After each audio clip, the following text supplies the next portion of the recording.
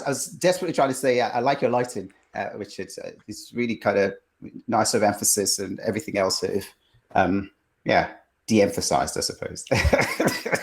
Thanks very much. I've got this thing hanging up behind me, as I think some of you might know, and I can share some links if anybody wants to try and hang one of these screens. They do fold up. Now, don't send me offensive emails when you realize how hard they are to fold up, okay? So, you know.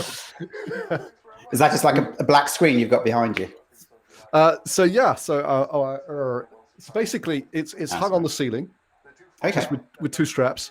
So just two screws in the ceiling, hung it down. It's not very heavy, to be honest. And then it's white on one side, black on the other. And I've got it quite close behind me. And I've got two webcams. One is quite wide, and the other one zooms in. So it's really handy for this background. And it's I quite like to see. I like seeing Samiran's room, to be honest. But it's experimenting, isn't it? Yeah, I don't think it's wrong or right. I was just experimenting with different backgrounds and blurring, and then it started looking really artificial. So I just said, I'll just go with whatever I have. No use pretending. We take you as you are. Indeed. Riham, do you want to just ease off the camera a bit, actually, because we can only see your eyes, really. Okay. Who said I didn't do that on purpose? Is that on purpose? I don't mind seeing your eyes, actually. It almost seems like you were trying to hide your background, because you could just only Wait, there's literally no background. So, Detective Samiran's on the case. Yeah. I think we're the only unique one, Samiran, there. Background's very plain on my end. Mine's cream. Neutral. So we're going to dive in a minute. Edosa, I'm going to start with you, and I'm going to say, let's just chunk down a little bit, because when we talk about chunk it down, customer journey, supply chain, marketing, comms, support, fraud, risk, but personalization, it's all part of that. But what are people talking about? What were your clients? What are AXA? Draw on whatever you want. When you say customer journey to an exec on the street, so to speak, where do they go? What's hot? What's most important? So we'll start with that. Then Samiran, I'll move to you and say, it all sounds great, depending on what Edosa says, but technology in that journey is so fragmented, isn't it? Well, if you take me somewhere else, I'll go there. Won't I? You never know. It's not a script, so I'm going to be where you leave me, right? And then, Samiran, it's a broken tech journey, isn't it? I mean, Twitter had 1,200 people with their master password. It clearly got Spaghetti Junction, and they're supposed to be one of the top tech companies, right? What about the rest of us? How do we build customer journeys with AI, with data, when the tech stack is so fragmented? I'll ask you something like that. Okay.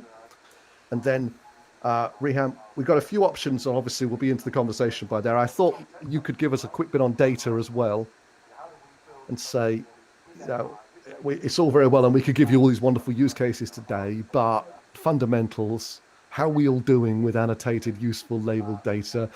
Are we still in that headspace where we just want to click as much as possible and hope we can do something with it? Or is that dynamic starting to change? Would that be okay? Sounds good. All right, and then God knows after that, right? We'll be we'll be in the thick of it then, right? If it's anything like what we experienced last time, they're in for a treat. Oh, it'll be good. Yeah, and I'll do the intros in a minute. But, don't wait, jump in, as long as we're not talking over each other. And even that a little bit will be fun. The best thing we can do is have it high energy. Stand out from the pack, right?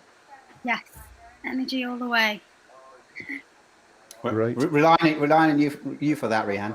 Yeah, yes. I've just come up with so my energy is right up there. Oh, wow. I like it. Yeah, it's 10 p.m. in India, so.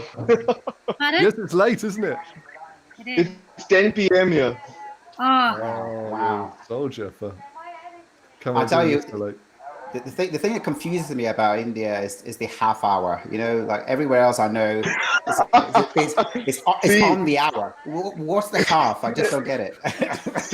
see, that's this whole thing. We want to just keep everyone confused and just to make sure that you're paying attention. You just once, we've got to take our time from the 23.5 degree longitude, so that there's no messing. And I see. it runs through the center of the country. So, I mean, it's another conversation that whether we should have 2 time zones or one, but that's the reason. I mean, if someone picked that and Just put it in the middle. Yeah. So You there can are 2 have- you can time have zones half- in India. There's 2 time zones in India, is there? No, there's just one, but just because India is such a broad country that actually sunrise and sunset, when it's kind of in terms of the actual how it looks outside, 5 in the morning is bright sunlight right in the east, and 5 in the morning on the westmost side of the country is dark. So, I mean, there's been a lot of talk of how we actually need 2 time zones, and this one time zone just doesn't do it. Because when it's like 4:35 in the evening, it's dark, completely dark on the eastern side of the country, and it's still light on the western side. Yeah, and hence the split in the middle, half past. So you could have, you could be half early, we could be half late. There you go. Yeah. Why don't you give them 17 minutes or something? Just test it out. It's crazy, and even it just. I mean, that's the reason why we spend so much time calculating time difference, because there's that half an hour, and then it's. I mean, I don't know why we do it, but it's just. I think we just like to punish ourselves, I guess. Yeah, I don't think there's anywhere. I don't think there's anywhere else in the world that has the half hour. No way, no. Yeah. So there you go. People pick convenience. We like to do things the hard way.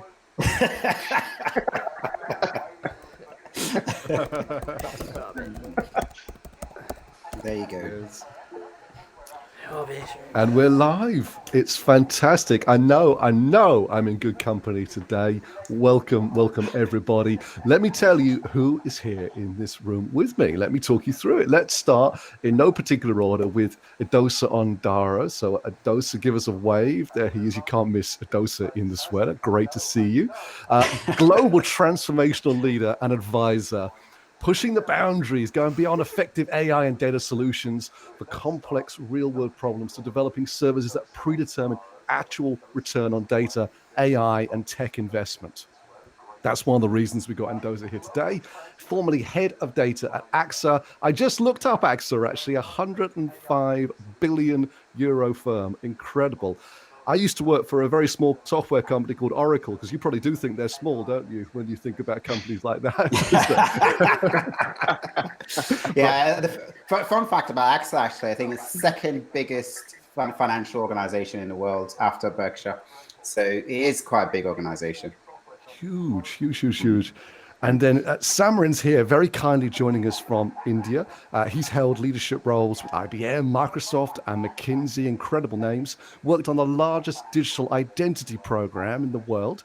And he's authored chapters on blockchain and AI. He's been published by Wiley, and he's done a TEDx talk, and he's a Forbes Tech Council member. Welcome, Samiran. Thank you for staying up so late. It's not too late, though, is it? 10 o'clock? Oh, no, we're just starting off here in India right now. It's the second shift, isn't it? Absolutely. Have a bit of tea, get back to work. That's what I do. Welcome. And then we got Riham here as well. Riham co-founded MeVitae in 2014, deep tech company looking to solve the biggest recruitment challenges, removing algorithmic and cognitive biases from the hiring process. She's the founder of LinkedIn's Women in Tech group. She's on the Tech UK Diversity and Skills Council. I'm not finished. She's got a master of research in clinical neuroscience from the University of Oxford, first-class honours Master of Engineering in Biomedical Engineering from Imperial College, London. What a CV. I mean, I told you I was in good company. And I'm proof that you can still be here and not have an impressive CV. So how about that?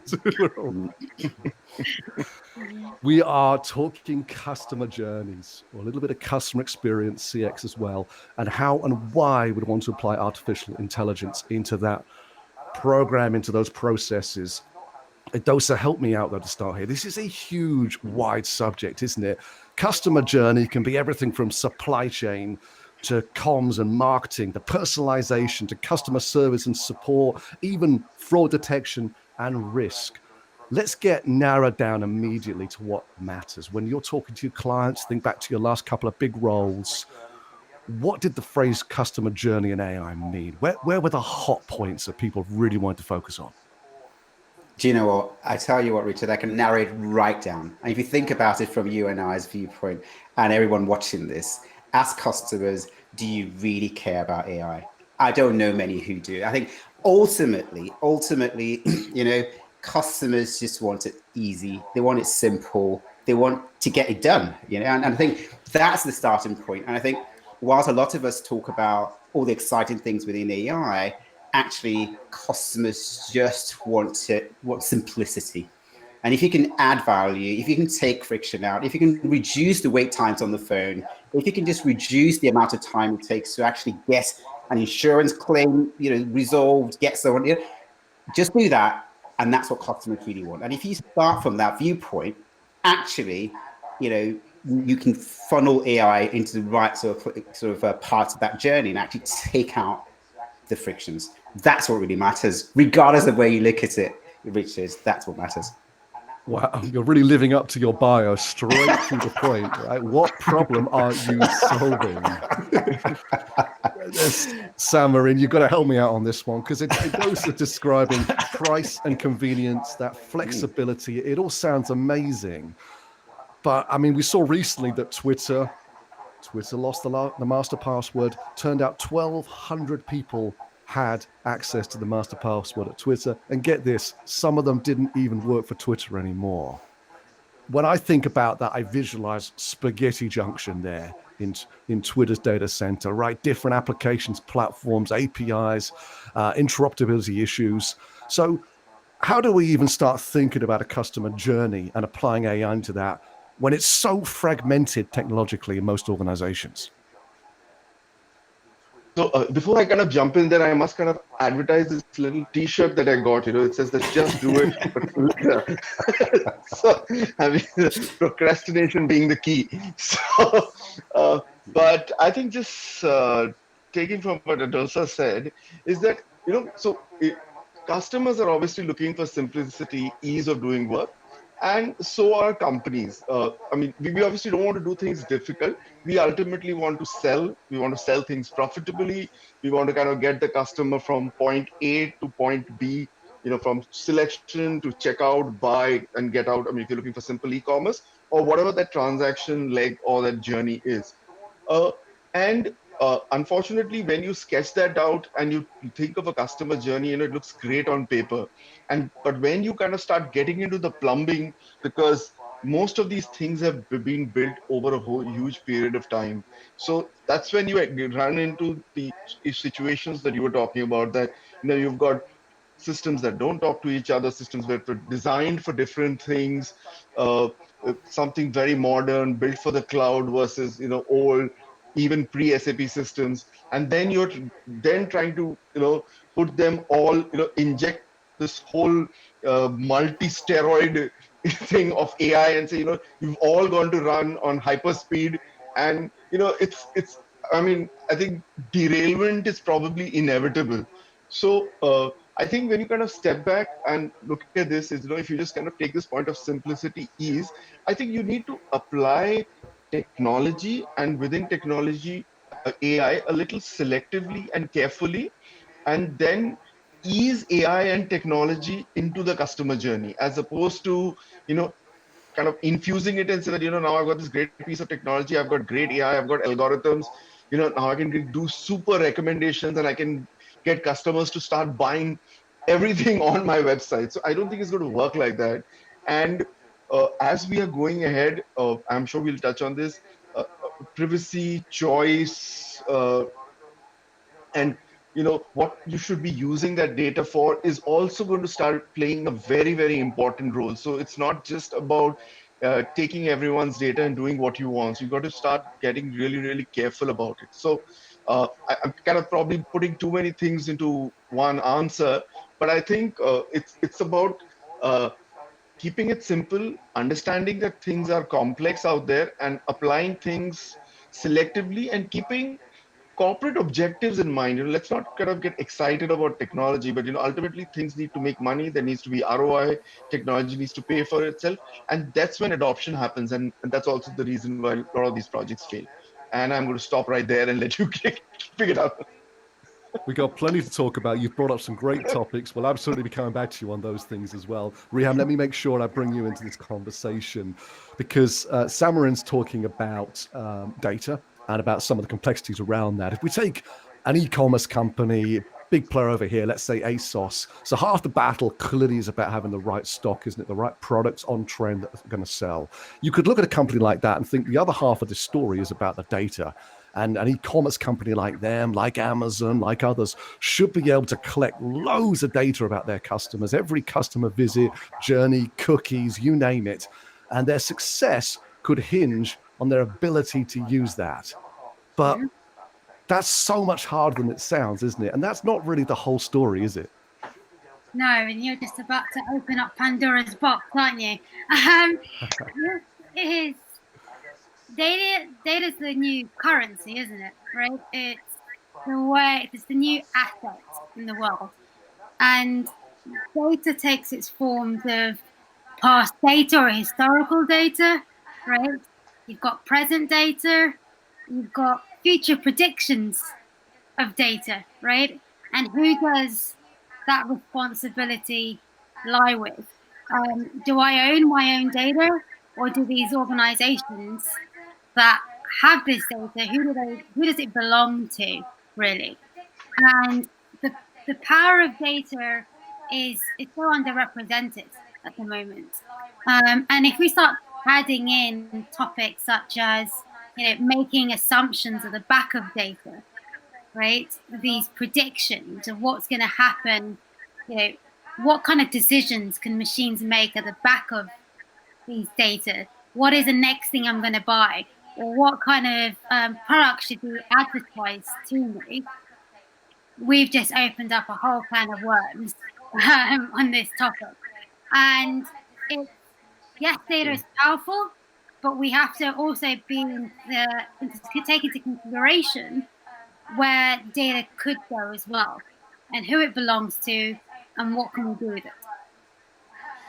Okay, all right, we've gone wide. Let's just come back in narrower for a minute. Edosa, cast your mind back to AXA for me one more time. I know it's a little while since you were there, but we can talk about customer journeys all day. But let's take some car insurance. You're going through Money Supermarket. There it is. There's the list of the possible providers. Okay, we've discounted a whole bunch that are too expensive. And there's AXA. There's a few others. That's price, isn't it? Now, okay, we all know that we don't want to have a bad experience later down the line, but we kind of buy insurance thinking we aren't going to use it, don't we? And then, how do you get the best price? Well, you're able to best run your services, aren't you? And that means that you need to be able to analyze the risk of that customer most effectively so that you can give them the best possible price, but still, of course, remain profitable as a business. So we can think about this wide, expensive customer journey. But was that the world that you were living in? It was just about how do we de-risk and therefore get the price down? Well, that's a loaded question. I tell you, you noticed. But listen, I think Samiran touched on this. There is a bit of an intersection here between what's the organization actually trying to get and what's best for your customer. Organizations are there to make money. That sometimes can be a conflict with what's best for the customer. What's best for the customer is the best product, cheapest price, but actually what's, if you like, best for the organization might be, the cheapest product, the highest price. So bringing these two things together can be quite challenging. I think that's the kind of dance that actually, you can actually refine with AI. I think one of the things that at AXA we tried to do was to really shift to increasing personalization. So when you look at, rather than have a massive sort of segment of people, and here's everyone in that bucket, that's your price. If you could actually look at a Richard, look at a Riham, and actually say, what is your specific circumstance? What's your specific, and actually create almost a bespoke product that actually fits your circumstances. The chances then of actually reducing the gap between what's best for customer and what's best for organization actually then reduces, because you're able to do that. And I think that was a really powerful thing that we started to do at AXA is really, can you tailor it to actually match an individual. So it's a very, very powerful way to look at things. And I think that that's one of the things that people don't necessarily consider when they think about AI. Actually, what it's doing is removing the friction between customer and organization. Edosa, you've moved me perfectly into the buying cycle. And Samiran, a great point to come back to you, because I know you take a great interest in blockchain as well. And what Edosa was describing there was a personalization of that customer journey. And to do that, there's got to be a lot of trust exchanges and handshake exchanges of data to do that. What sort of playoff is there, though? You can't just have convenience and reduced cost. What's the compromise there that a company has to make? So again, I think I don't think companies look to making compromises. I think we are looking at either market forces or consumers or regulatory bodies coming together to kind of strike a balance. Companies will always strive to make profit in the most ethical way possible, but yes, they will look to do profit because that's their objective. And to that end, they are going to try to use this information that's now another kind of weapon in their arsenal to try and figure out, how best they can profile this customer, different layers of data that they now have to kind of, build that product or that offering at the best price. And classical examples are cases like Alibaba and Amazon and Ping Yang, who have built entire ecosystems around these products and services where, you kind of come into that ecosystem from different parts, but then there's this giant brain in the middle that's kind of churning everything and figuring out this guy is here. So, maybe I can sell insurance, maybe I can do something else, maybe I can do banking, maybe I can palm off a loan and stuff like that. So I think that will continue. And if we kind of flip to the other side, there is obviously a lot of good in this. And I think we probably, informally discussed this in the past, is that personalization, knowing people, identity, and AI can be a great thing because of the whole social angle, about unbanked people without identity, and people who it will benefit. But how do you strike this balance between finding identity and doing some good versus knowing too much and misusing that? I think that's the delicate balance that has to be struck. And quite honestly, I think the jury is still out there on whether it's going to be self-regulated by companies, whether it's going to be enforced by customers and consumers, or whether governments and international bodies need to step in to kind of figure that out. So, I think it's a given that AI is here. It's going to be great and beneficial, but where do we go with it is really the question. If we were to kind of really broad base this customer journey to include every journey you're really making. It's true though, Riham, isn't it? We're looking for data leaders this decade, aren't we? Rather than leaders who are going to be led by data. Can you draw on your experiences from the hiring process as well to talk a little bit about that exchange?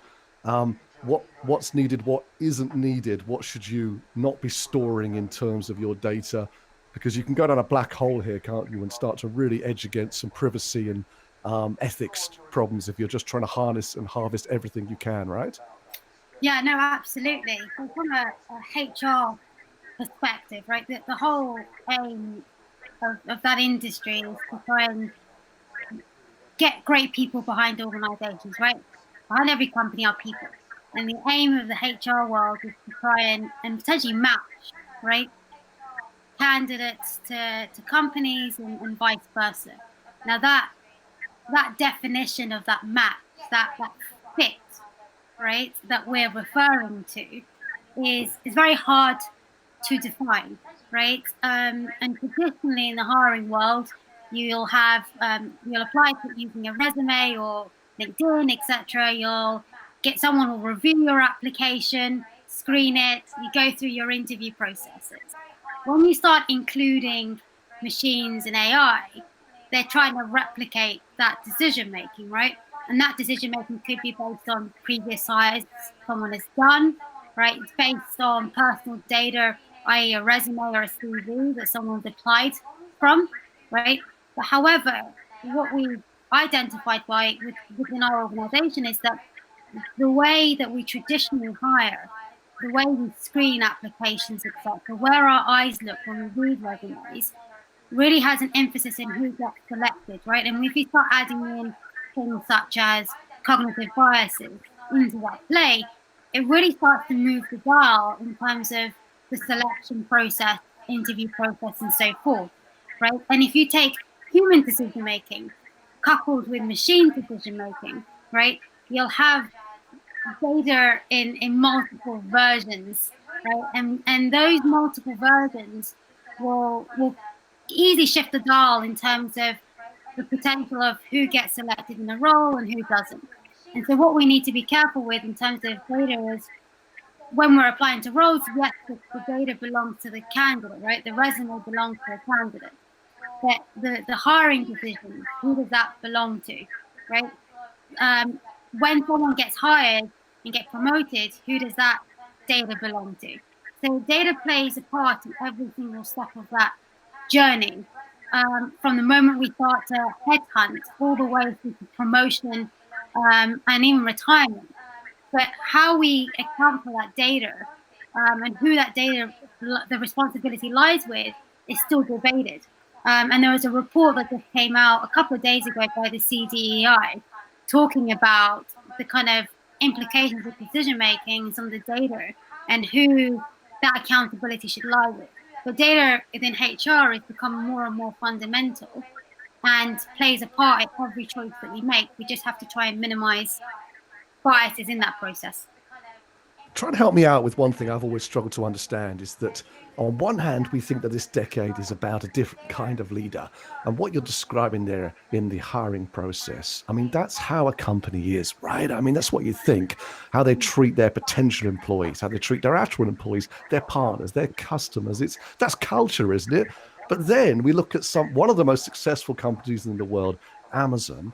Well, Amazon has a ruthless pursuit on customer service. And what we hear just in the news is that some of the employees aren't treated that well. I've been a seller on Amazon for years now. It's not the best. It's nothing like being a customer, I can tell you that much. So how can we comprehend Amazon's success by only focusing on their customer and then the kind of culture that we hope an organization would have where they treat everybody with respect and dignity, no matter who they are? That is a fully loaded question. It's a good question. Customer obsession has always been the mission and the aim within Amazon, right? That's one of their key focal points. Now, when it comes down, and when you build a culture, right, in an organization, there are values, right, or frameworks that every organization will base their hiring based on, right? You know, customer obsession, innovation, curiosity, all of those terminologies, right? And that culture or that mindset is often what is key decision making within any hiring process and so forth. What is important is making sure that hires, right, match that culture, right? That's the aim, right? That people that you hire have that same customer obsession, have those values and that fit perspective. But what is tricky, right, from a data perspective, from a cultural HR perspective, is how do you know who's got those capabilities and who doesn't, right? Who fits that degree in that range when it comes down to hiring? How do you measure that, right? Because at the moment, the way we're measuring it traditionally is going to a resume and looking at a script and interviewing someone. How do we ourselves perceive that customer obsession, those values? How do we measure that? And that's where kind of technology is trying to statistically look into these data sets and trying to convey that across in hiring decisions. I don't know if Samiran or Edosa have got something to add to that. So, I have a really, so I've always struggled with this whole use of the word ruthless customer obsession. I mean, I don't know how they kind of come, you're ruthlessly customer obsessed, I don't know if I want a ruthless person after me to be obsessed about me. So What if a couple of my ex-girlfriends are listening, Sam? Anyway. But so was this, just to kind of give you a contrary view, that there are a lot of companies out there who also believe that happy employees make happy customers. If your employees are super happy and are believing in the cause, who are buying into your values, and then that goes back to possibly how they are hired and all of that stuff. They will deliver the best they can to your customers, which will then lead to customer obsession. So I think it's kind of a school of thought, or probably it's also, it's kind of what playbook or what recipe has worked for you, and you kind of tend to continue to use that till you fail, probably. So I think this has probably worked great for Amazon, and there's who is to kind of say that they are wrong, because they're super successful. Google's known for a certain kind of culture, and so on and so forth, and I'm really kind of not sure whether that ruthless obsession at any cost is the way to go, or whether keeping employees happy is the way to go. And frankly, with so many things which are value driven, how much of AI will really kind of come into play? And just before I kind of stop talking, I just read something before we came in here. So there was, I think, a professor out of the UK who's trying to kind of build this whole the brain of a honeybee, which is probably has 1 million neurons, and I think the human brain has 86 billion. So apparently there are machines out there who have more than 1 million neural networks running at the same time. But does that mean that we have machines out there who are more intelligent even than a chimpanzee? Probably not. So I'm just wondering whether, how far, can we rely on AI to make this whole customer journey, customer experience good, and how much of the human intervention needs to be kept in place to keep this whole value-driven, culture-based, human angle alive. And I will stop. I can answer that if you wanted to, Richard, but I don't know if No, I do want you to answer that one, and I want you to answer it, but I'd love you to put the context of this question. In your answer, is there any way we can help to understand why we ran out of toilet roll during COVID-19? Can you try and layer that in? Because something went wrong there, right? In the customer journey, we let people buy too much. We didn't order enough. The algorithms restricted buying because of the price that went up or something, right? Is that an indicator? No, I think it's a really good thing you bring in. Comics on toilet paper. I think that was a strategy some company used. Printing comic books on toilet paper, so that people used to keep on to read the comics. They bought more toilet paper. I mean, that's another way. Over to you, Edosa. Yeah, I don't know how where that was going, but I'll try to circumvent that. But I tell you what, you really raised something really interesting here, because this bit about toilet paper, it does touch on this sort of idea of, when you take decisions, whether you do that as a human or as a machine, or you build into your AI engine, the biggest challenge for a lot of us is actually just keeping focus on to what end. What are you trying to achieve? So if you're trying to save toilet paper, should you really be going out there and saying to everyone, actually, you need to wipe your hands, and if you don't wipe your hands, COVID is going to kill you or whatever else, and we're going to run out actually, so let's ration it. So the implication of what's actually putting out there is actually leading to a result you're not trying to, a different result from what you're trying to get. So you're trying to conserve toilet paper, but you're actually advertising the importance of toilet paper, and you're setting people on a panic, really. And so all they're going to be doing is going after toilet paper. So I think ultimately, if you go back to the question of an Amazon, it's a very interesting one, actually, because yes, you have this customer obsession piece, but don't forget, actually, Amazon is not a charity, so Amazon wants to make money. And so Amazon, to be able to make money and to satisfy customer and give customers what they want, they need employees on side, right? So it's again that balance. You're trying to get these two things to interact. And actually what Amazon will be doing quite cleverly is actually working out the space between what's the way I'm going to incentivize my employees to do sufficiently to actually deliver this obsession. On the one hand, we're not happy as employees, but on the other hand, there's 1 billion people working for Amazon at the moment, and it seems to be very efficient, never late, drop your parcels in on time every time. So there is a big question there as to what's going on there. Just to highlight that there's 1 million people working for Amazon, not 1 billion people. Otherwise, it'd be one in 8 in the world. But this is it.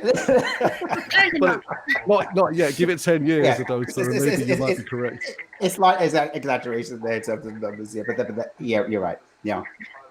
So we're trying to solve a problem that becomes a problem, though, aren't we? We talked about Twitter early on. Well, I brought them up, and they find themselves in this really difficult position where on one hand, they're being asked to curb freedom of speech.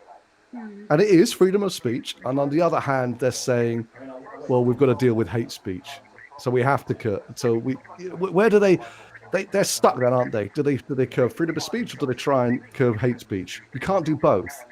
But they've ended up in that position. Well, if a company like Twitter had thought differently about culture, I'm not picking on Twitter, and the hiring of people and the decisions that are made and the freedom that people have to challenge or change their mind, do you think they might be in a different situation where they don't have to make those choices that aren't even really choices? They're just bad decisions, bad choices at that later stage. Who can help me to understand how you don't end up in that position? So I'll just try and attempt this, and I'll let the others just see. I think this again, as Edosa said, and we kind of talked several times, is that again, Twitter is not does not have any moral high ground, or doesn't have it's not a philanthropic organization. So therefore, when they became a microblogging site, a lot of it is driven by who follows whom, who comments on whom, who's got the largest amount of following. Now, if in the ideal world, everyone's going to be doing the right thing. Now, just assume some of these players are now, for whatever reason, try to do things that polarize an audience or a section of the audience. But at the same time, because of their following, they are very, very important to Twitter because of advertising, because of whatever else happens. So I think they get torn in between trying to curb something which is factually incorrect, something which is obviously hateful. And the other side of it is that, it is essential for traffic, for engagement, to be perceived, that everything's allowed and everything goes. So I think they're kind of torn in between those conflicted, because they're not like, Mother Teresa or anything. They just want to do, because they have to ultimately make money. So once that becomes the driver, it becomes very difficult to balance those two, to make the right moral decision all the time, because you've kind of let loose the dogs of war, so to speak. But Riham, jump in if you want. Talk about making money as well, Edosa, because making money now and being a company that's relevant in the next decade, they're not necessarily going to be the same thing, are they? You're going to have to take some longer term views, aren't you? Yeah, I'd like to bring Riham in as well, actually, but just very quickly, just on the Twitter piece, and it is about making money, because Twitter is in there as a business, but it's actually thinking about what it is you're actually selling. And in some ways, when I think about Twitter, the starting point for Twitter was they were selling, in some ways, to my mind, they were selling kind of our minds, transparency of our minds. And that's why it was all about sentiment. What are you thinking of right now? And for the first time, actually, when I think about when Twitter first came out, we were saying things that I don't think we ever actually said to anyone before. How do you feel about what you're looking at right now? How do you feel about what you're watching? How do you feel about what's going on in the football match? Those feelings were actually being literally codified into tweets. So in some ways, Twitter's in that business of trying to sell transparency and actually being just a platform. I'm not involved in this. You're doing it yourself. And I think that's why they get caught up in this, because in some ways you're saying, oh, I'm hands off. My business is to sell you a space where you can be transparent. You can put your thoughts down, and no one actually, sort of moderates that. But actually, in some ways, if it starts to drive a certain type of behavior, how do we curtail that? And actually, where they're caught in this space of acceptance. What is it that's now acceptable by the people who actually pay us money, who actually are the reason why we exist? And I think that's where the money thing. I'm bring real actually. So I jumped in into this, but I just wanted to drop that in as an additional piece. Really good. I think you're right. Actually, it is about transparency, isn't it? I was trying to picture if they change their hiring their employees, would they still land in the same situation?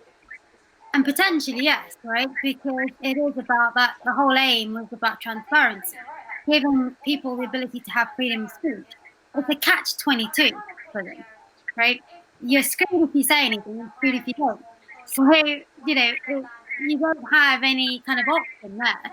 And I'm trying to think from a kind of HR perspective, if they hired more people, would it have changed anything? To be honest, I don't think it would have, because if you're in for the game of letting people to have the ability to say what's on their mind, restricting them to and controlling that will not solve the problem, right? And so I don't think it's more of a kind of an employee problem. It's more of a kind of what is Twitter in the business of, and how they control for that.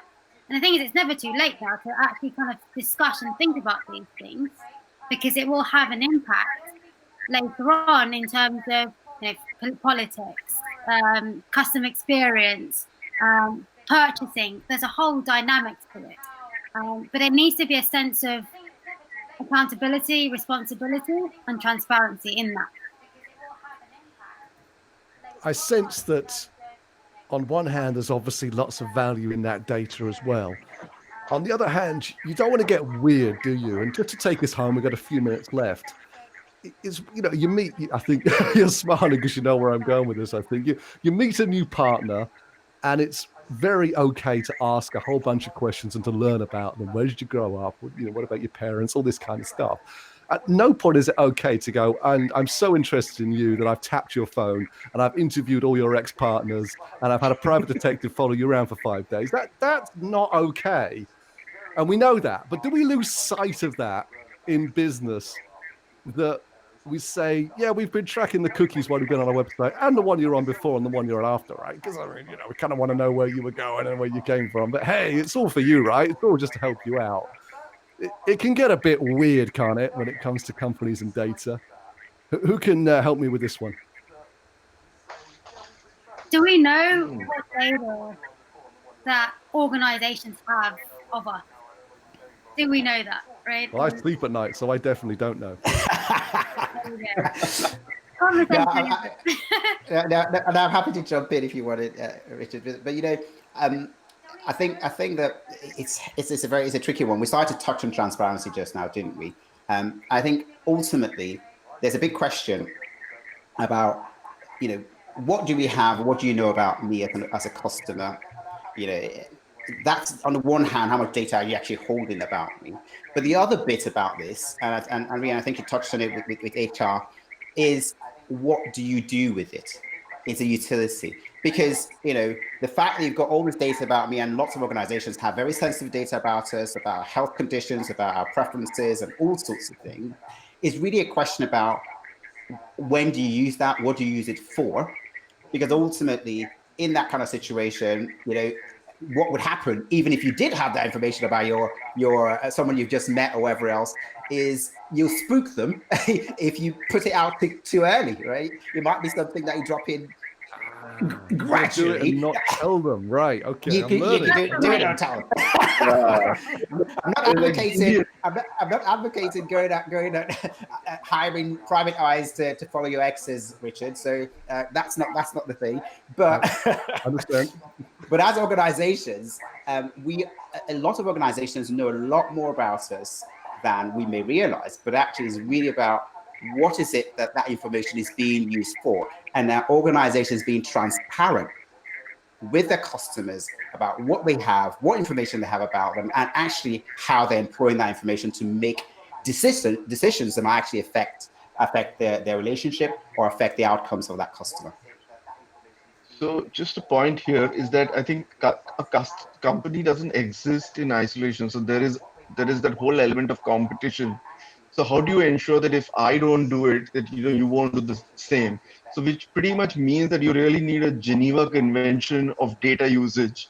That you must have a common agreement and understanding that we will all not do something, because it's not good enough if all 4 or 5 of us agree that we will not do something, because there will be a sixth person who will do it, right? And the means, the tools, and all of this is out there in the open. It's no secret, and I think pretty much anyone and everyone's able to do some amount of it. So I think it pretty much needs a broad-based agreement on a kind of a code of understanding or ethics, that these are the things we will do, or these are the things we don't do. It's just like like spooking the girl or guy you're going out with. There's a norm of society thing. You kind of don't do certain things, and there are probably some penalties.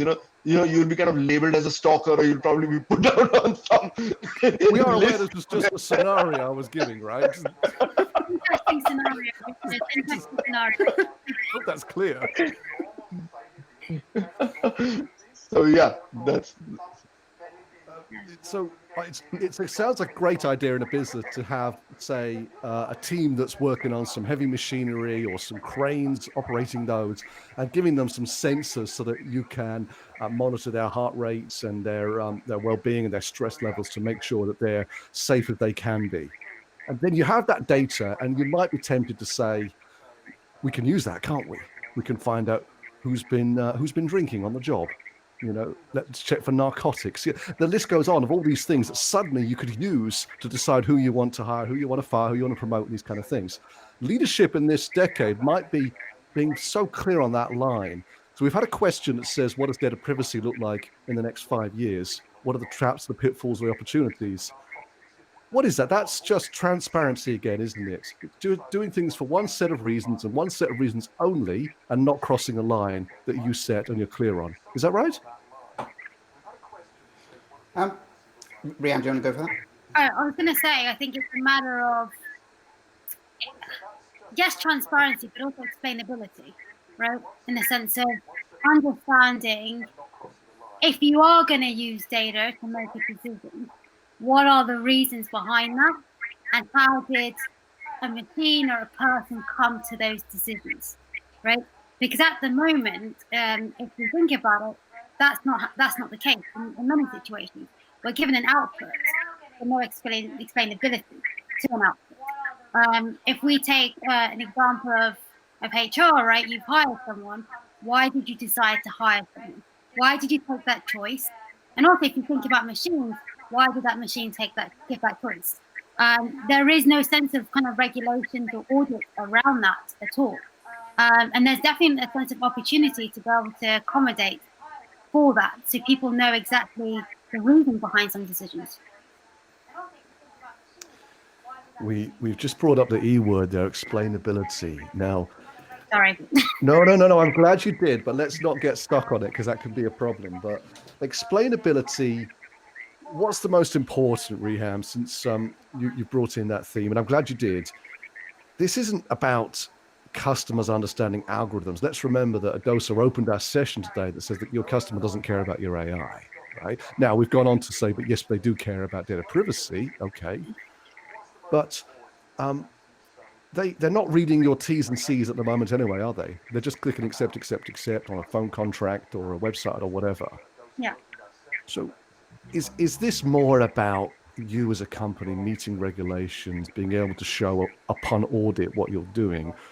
Or is it opening up some explainability to the customer to show them what you're learning and how you're using that? I think in short, it comes down to fairness, doesn't it?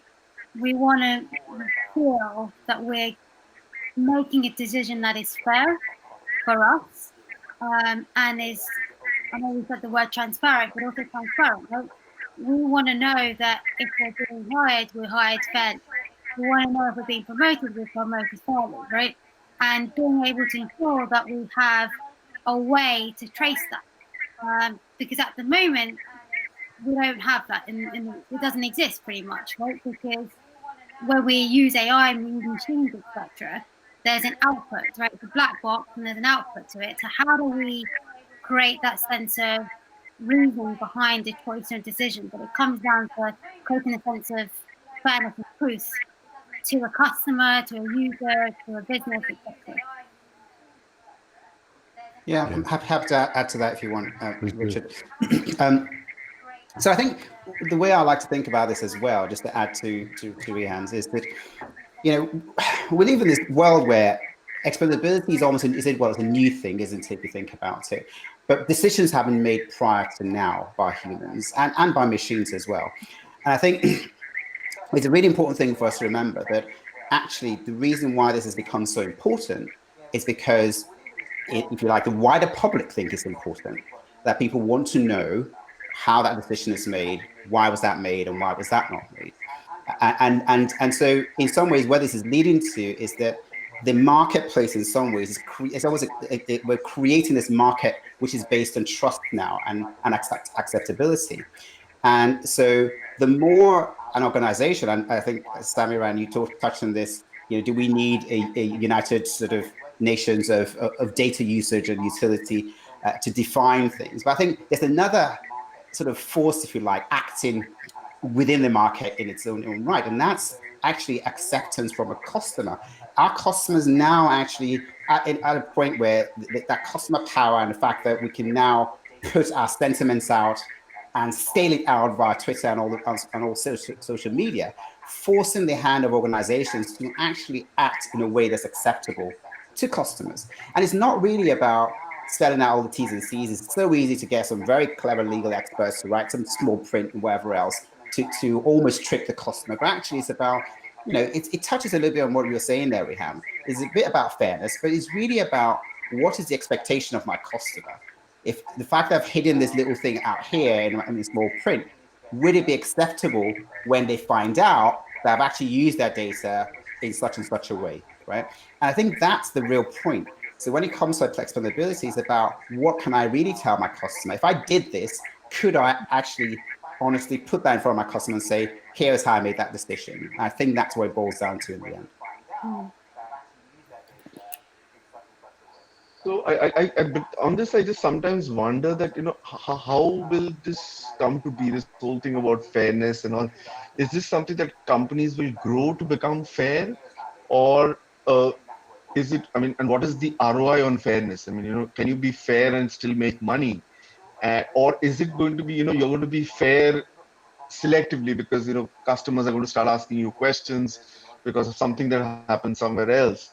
So yeah, it's a very tricky thing that, you know, that I don't think fairness and all of that is going to be built into the design and business model of companies today. I mean, I don't think they're built that, okay, you know, let's be fair, you know, let's wait and let the competition catch up with me, you know, let's all start at the same time. You know, I mean, it doesn't happen that way. You know, you try to take as much advantage as you possibly can in the business world, and that obviously makes, sometimes you tend to cross some lines.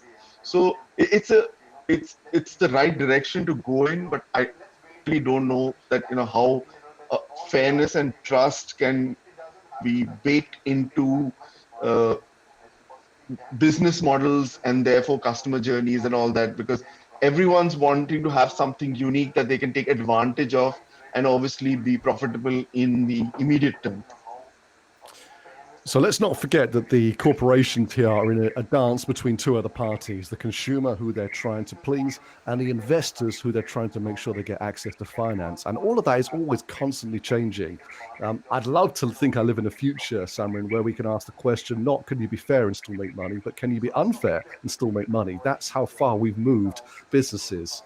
You know, my dad used to say to me growing up, he'd say, son, remember, no man is an island. Of course, no person is an island. And neither is a company. Every company existing in the world today is on this planet and is using this planet's resources and is tapping into the potential of the people that live on this planet. And to ignore that is short-termism. And people like Larry Fink at BlackRock are writing letters to the chief execs and saying, if you don't become a more sustainable company, And sustainable doesn't just mean you've got a path to net zero. It means you understand equality. It means you understand diversity and inclusion and why that is so important for your top and bottom line in the future, and so important that you have a world that you still want to be able to live and operate in. That, I feel, is this giant leap that we've got to make. But some of the mindset, as you're saying, Samiran, is still trapped in the past because there's still a quick buck to be made, isn't there? But a quick buck now may mean a lot less bucks in the future.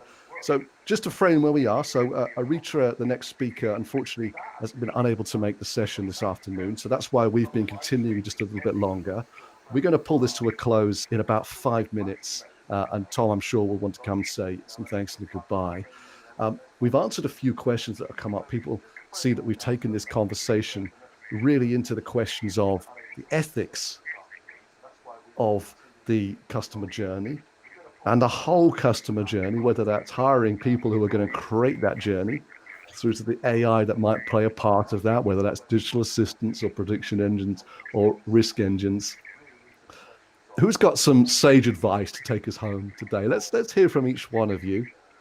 Let's hear about what do these CEOs and leaderships need to know about customer journey in this decade? What's the one takeaway from today that you really hope has resonated and that they'll remember as they go back into the office tomorrow morning? Edosa, you want to? Yeah. Give us a takeaway from today that you hope is useful.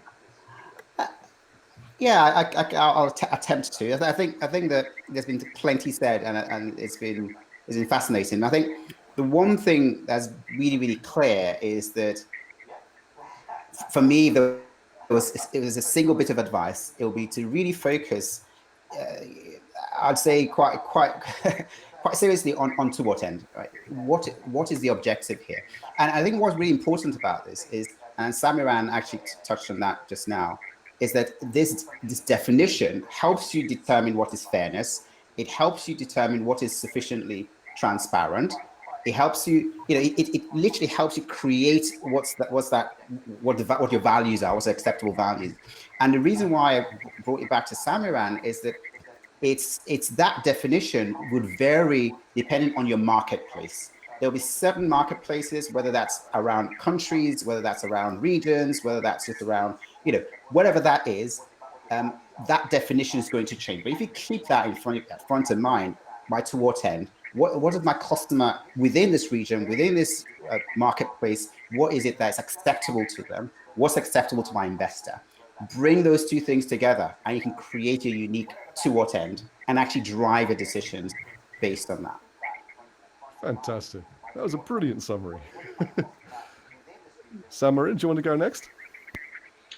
Yeah, sure. So I think I've also been just kind of toying with this whole idea of fairness. So I think even for CEOs, when they are looking at their customer journeys and everything, so I think the best yardstick probably would be that, at the end of the day, when they probably go home and they're probably talking to their children and say, this is what I did today, then, if they are proud of what they have done and, and there is a lesson in it for the next generation, and if they feel that, and they are proud of passing it on, I think that's a good job done. So they, whether how smartly they did something, what insight they got, and how they kind of move the needle X to Y, and in the process passing on a valuable lesson to their next generation. I think that would be a good yardstick of knowing whether you're using AI in the right way, you're using your customer journey for the right outcome. Because I'm sure you don't want to go there, go home and say, this is what I did. I tricked someone and I stole something from someone. So hopefully you're going to teach something good, and that could be a good yardstick, I think. Oh, very, very, very well said. Riham, take us home today. What's the takeaway you hope has landed? I would say that technology is an enabler. It's not a replacer. It's there to help and aid us in trying to make better decisions. That data is a huge asset, but it's important that we use it wisely and as truthfully as possible. And that having diverse teams behind organizations is now becoming an asset. And it's a new way of thinking and it's important for customer journey, important for business and for growth. And it's not about building kind of the future, but it's about building it today. So we have it for the future.